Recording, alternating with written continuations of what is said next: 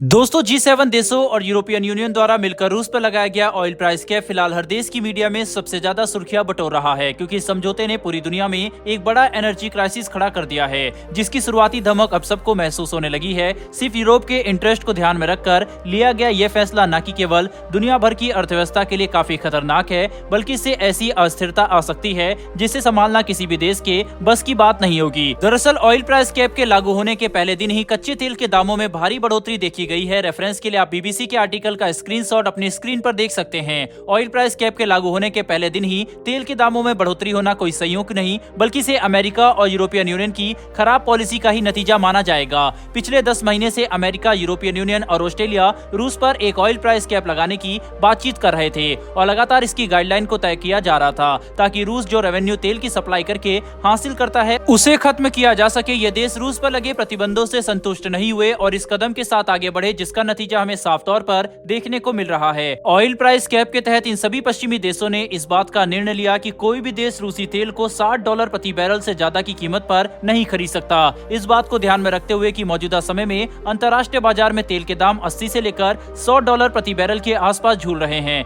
आपको अंदाजा लग गया होगा कि ये कीमत कितनी कम है। लेकिन यूक्रेन और पोलैंड तो इतने पर भी नहीं माने, बल्कि वह शुरू से ही कह रहे थे कि ये प्राइस कैप $30 प्रति बैरल का होना चाहिए, जिससे रूस $1 की भी कमाई न कर सके। इसके ऊपर से रूस ने भी चेतावनी दी कि वह तेल के प्रोडक्शन को कम कर देगा, जिसका सीधा असर वैश्विक तेल बाजार पर पड़ेगा और तेल के दाम आसमान छूने लग जाएंगे। ओपेक देश तो यही चाहते थे कि तेजी से तेल के प्रोडक्शन को कम किया जाए, ताकि उनकी कमाई और ज्यादा बढ़ सके। वहीं पर हाल ही में हमने देखा है कि भले ही सऊदी अरब को अमेरिका से सीधी टक्कर ही क्यों ना लेनी पड़ गई, लेकिन सऊदी अरब ने तेल के प्रोडक्शन को कम जरूर किया है। अगर ऐसा ही चलता रहा तो वह समय बिल्कुल भी दूर नहीं जब तेल के दाम $100 प्रति बैरल से बढ़कर $150 प्रति बैरल तक पहुंच जाएंगे, जो कि किसी भी देश की अर्थव्यवस्था के लिए बिल्कुल अच्छा नहीं है। लेकिन अगर इसे एक बड़ी पिक्चर में रखकर देखें तो इससे वैश्विक अर्थव्यवस्था को काफी भयानक नुकसान पहुंचेगा, जिससे वैश्विक मंदी जैसे हालात पैदा हो सकते हैं। खैर, अब ये बात तो कंफर्म हो चुकी है कि ऑयल प्राइस कैप के आते ही तेल के दाम बढ़ने शुरू हो गए हैं। लेकिन ये देखना काफी इंटरेस्टिंग होगा कि क्या दुनिया भर के देश अमेरिका और पश्चिमी देशों पर दबाव डालते हैं ताकि वे अपने ऑयल प्राइस कैप को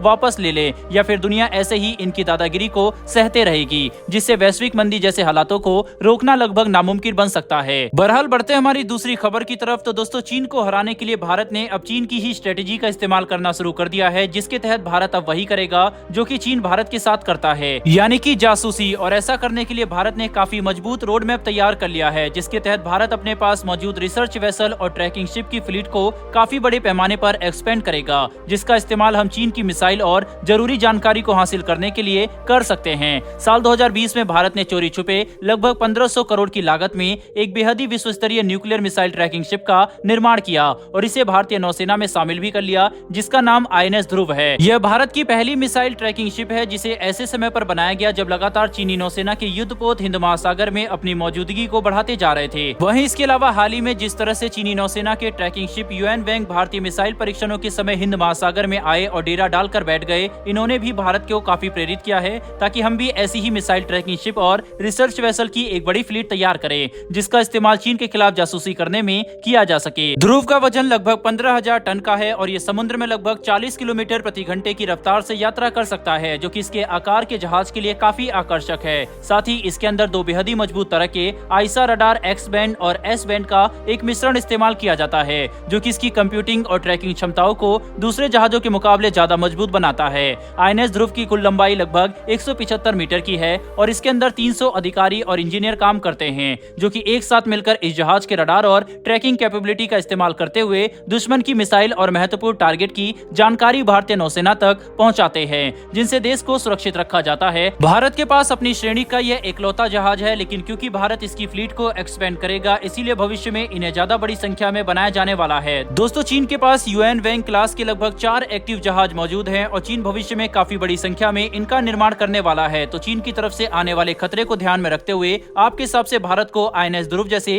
कितने जहाजों की जरूरत है, अपनी राय कमेंट बॉक्स में लिखकर जरूर बताएं। साथ ही अगर आपको ये इन्फॉर्मेशन और वीडियो पसंद आई हो तो वीडियो को लाइक करके हमारी आने वाली डेली ऐसी वीडियो के लिए चैनल को सब्सक्राइब कर बेल नोटिफिकेशन अवश्य दबा लें, जिससे हमारी वीडियो आप तक सबसे पहले पहुंच सके। फिर मिलेंगे ऐसी एक नई वीडियो के साथ। धन्यवाद। जय हिंद।